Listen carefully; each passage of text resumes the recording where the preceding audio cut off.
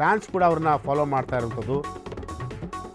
ದರ್ಶನ್ಗೆ ಜಾಮೀನು ಮಂಜೂರು ಆದಂತಹ ಹಿನ್ನೆಲೆಯಲ್ಲಿ ಪತ್ನಿ ವಿಜಯಲಕ್ಷ್ಮಿಯಿಂದ ಭಾವನಾತ್ಮಕ ಪೋಸ್ಟ್. ಕೈಯಲ್ಲಿ ಹೂ ಹಿಡಿದು ಫೋಟೋ ತೆಗೆದು ಪೋಸ್ಟ್ ಹಾಕಿದ್ದಾರೆ. ನಟ ಧನ್ವೀರ್ನಿಂದಲೂ ಕೂಡ ಪೋಸ್ಟ್.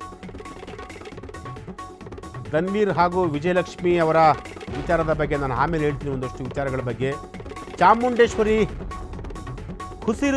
ಉಸಿರು ಇರೋವರೆಗೂ ನಿಮ್ಮ ಜೊತೆ ಇರ್ತೀವಿ ಪೋಸ್ಟ್ನಲ್ಲಿ ಬರೆದುಕೊಂಡಿರುವ ನಟ ಧನ್ವೀರ್. ಹ್ಯಾಪಿ ನ್ಯೂಸ್ ಎಂದು ಪೋಸ್ಟ್ ಮಾಡಿರುವ ನಟಿ ರಕ್ಷಿತಾ. ದರ್ಶನ್ಗೆ ಜಾಮೀನು ಮಂಜೂರು ಆದಂತಹ ಹಿನ್ನೆಲೆಯಲ್ಲಿ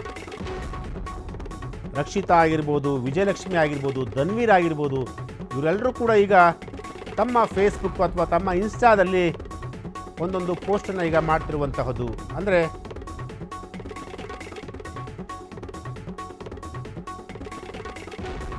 ಚಾಮುಂಡೇಶ್ವರಿ ಫೋಟೋ ಹಾಕಿದ ನಟ ಧನ್ವೀರ್, ಉಸಿರು ಇರೋವರೆಗೂ ನಿಮ್ಮ ಜೊತೆ ಇರ್ತೀವಿ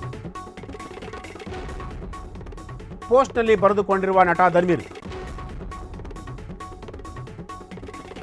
ಹ್ಯಾಪಿ ನ್ಯೂಸ್ ಎಂದು ಪೋಸ್ಟ್ ಮಾಡಿರುವ ನಟಿ ರಕ್ಷಿತಾ. ಎಸ್, ದರ್ಶನ್ಗೆ ಜಾಮೀನು ಮಂಜೂರು ಹಿನ್ನೆಲೆ ಆದಂತಹ ಸಂದರ್ಭದಲ್ಲಿ ಪತ್ನಿ ವಿಜಯಲಕ್ಷ್ಮಿಯಿಂದ ಭಾವನಾತ್ಮಕ ಪೋಸ್ಟ್.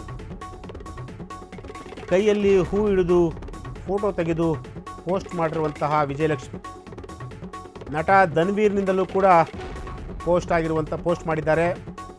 ಚಾಮುಂಡೇಶ್ವರಿ ಫೋಟೋ ಹಾಕಿದ ನಟ ಧನ್ವೀರ್, ಉಸಿರು ಇರೋವರೆಗೂ ನಿಮ್ಮ ಜೊತೆ ಇರ್ತೀವಿ ಪೋಸ್ಟ್ನಲ್ಲಿ ಬರೆದುಕೊಂಡಿರುವ ನಟ ಧನ್ವೀರ್. ಎಸ್, ಧನ್ವೀರ್ ಹಾಗೂ ವಿಜಯಲಕ್ಷ್ಮಿ ಬಗ್ಗೆ ಹೇಳಲೇಬೇಕಾಗುತ್ತೆ. ವಿಜಯಲಕ್ಷ್ಮಿಗೆ ದರ್ಶನ್ ಹಲ್ಲೆ ಮಾಡಿದಂತಹ ಸಂದರ್ಭದಲ್ಲೂ ಕೂಡ ಆಕೆ ಎಲ್ಲೂ ಕೂಡ ಮಾಧ್ಯಮದಲ್ಲಿ ಒಂದು ಸ್ಟೇಟ್ಮೆಂಟ್ ಕೊಟ್ಟಿಲ್ಲ ದರ್ಶನ್ ವಿರುದ್ಧವಾಗಿ. ಅಂದರೆ ದರ್ಶನ್ ಅವರನ್ನು ಎಷ್ಟರ ಮಟ್ಟಿಗೆ ಎಷ್ಟು ಪ್ರಮಾಣದಲ್ಲಿ ಪ್ರೀತಿ ಮಾಡ್ತಾರೆ, ಅವ್ರನ್ನ ಕಂಡ್ರೆ ಎಷ್ಟು ಪ್ರೀತಿ ಅನ್ನೋದು ವಿಜಯಲಕ್ಷ್ಮಿ.